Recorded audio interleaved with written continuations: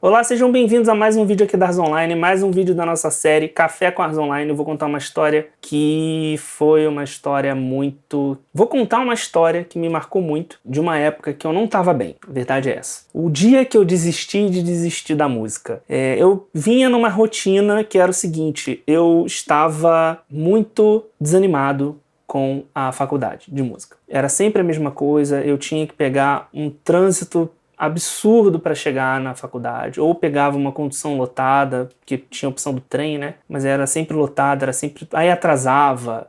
Teve momentos em que eu ia para a faculdade, aí eu ia pegar um ônibus que era o 350, no Rio de Janeiro. Quem é do Rio de Janeiro sabe, ele faz ali o trajeto Copacabana-Irajá, né? Mas eu pegava na Penha, soltava no centro, né, do Rio. E aí, sei lá, minha aula era 6 horas da tarde, e aí eu chegava 4h30 no ponto, né?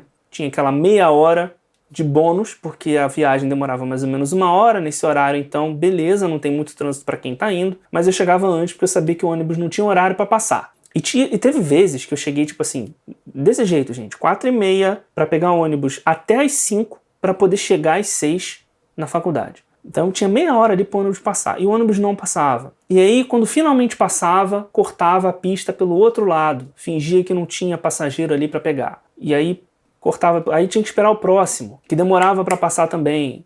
Às vezes passava um atrás do outro, aí um deixava pro outro que estava atrás. Não, pega o de trás. Aí o de trás não parava. Enfim, gente, olha, não sei se na cidade de vocês, onde vocês moram, vocês passam por isso. Se vocês não passam, agradeçam, porque eu passei muito por esse tipo de problema, morando no subúrbio do Rio e tendo que atravessar a cidade para chegar no centro para estudar música, e durante a faculdade, inclusive.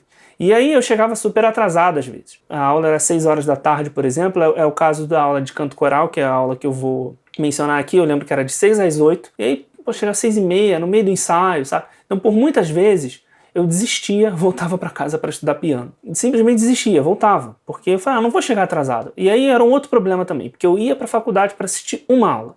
Nessa época a UFRJ era muito desordenada e era muito difícil montar uma grade horária decente, né? Eu preferia ir todo dia de manhã, por exemplo, estudar a manhã inteira e ficar com um dia livre para fazer outras coisas, inclusive trabalhar. Eu não precisava pagar contas nessa época, eu dava aula, mas eu preenchia os meus horários de forma não muito regular para sobrar tempo para estudar, porque eu estava me preparando, eu estava numa época que eu estava fazendo faculdade, então estava dando prioridade para o estudo. Mas eu não conseguia. Minha rotina cada dia era um horário diferente, e aí eu não estava conseguindo cumprir com as matérias da faculdade, porque os horários oferecidos eram muito ruins, tinha o problema do trânsito, então uma logística muito maluca, né? Era uma época que eu comecei a desanimar mesmo, assim.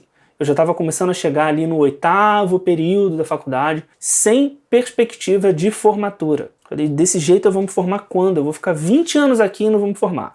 Então, assim, foi uma época que eu tava perdendo a vontade de abrir o piano para tocar. Uma coisa que nunca tinha acontecido na minha vida. Abrir o piano para tocar. Agora, quando eu estava na faculdade, quando eu estava tocando, quando eu estava fazendo aula de piano, quando eu estava cantando com canto coral, eu dava uma animada, né? E aí isso era um recado para mim. Olha, teu problema não é com a música. Você ainda gosta de música, você ainda se vê como músico, né? Mas mesmo assim, você vivendo o dia a dia desse jeito, chega uma hora que essas coisas passam até isso a ficar no automático. Então, eu abri o piano, eu ia estudar, claro que eu dava uma animada, porque a gente está tocando música que a gente gosta, fazendo coisas que a gente gosta, mas chegava uma hora que eu tava numa fase que, assim, até abrir o piano, que é uma coisa que nunca foi problema pra mim, tava virando um problema. Então, tinha um problema ali. E aí eu lembro, e aí a gente chegou no ponto que eu queria, o ponto que é o motivo desse vídeo existir. Chegou um dia que eu fui fazer mais uma aula de canto coral. E aí eu cheguei na UFRJ, nesse dia eu cheguei na hora, cheguei um pouco antes, que bom, né? Às vezes acontecia, né? Eu conseguia chegar um pouquinho antes, né? Cheguei e aí tava todo mundo lá embaixo. Eu falei, ué, estranho, tá todo mundo aqui embaixo. Eu olhei pro horário e falei, já tá no horário de subir. E aí eu tava subindo e aí alguém virou pra mim e falou, não, hoje a aula é lá no Leopoldo Miguel, que é o auditório da UFRJ. Hoje a gente vai cantar, vai ensaiar com a orquestra de sopros. E aí eu falei, beleza, vambora. Aí eu fui, aquela coisa, no automático mesmo, tá, gente?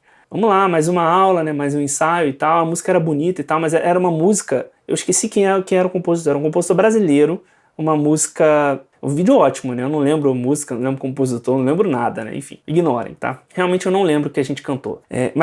Por que isso é importante pra esse vídeo? Porque era uma peça que a gente cantava um trecho e parava. Cantava um trecho e parava. Cantava um trecho e parava, cantava um trecho e parava. E os ensaios, eles não eram lineares com a música. Então tinha dia que a gente ensaiava a parte B, sei lá, depois a parte A, depois o A', né? A maestra, né, a maestrina, é que tomava as decisões de qual parte a gente ia ensaiar, e ela focava nas partes que não estavam tão boas. Então, assim, a verdade é que eu já estava cantando aquela música por quase 6 meses, né, com o coro, e eu não fazia ideia de como era a música muito bem, sabe? Apesar de saber cantar as minhas partes, tudo direitinho.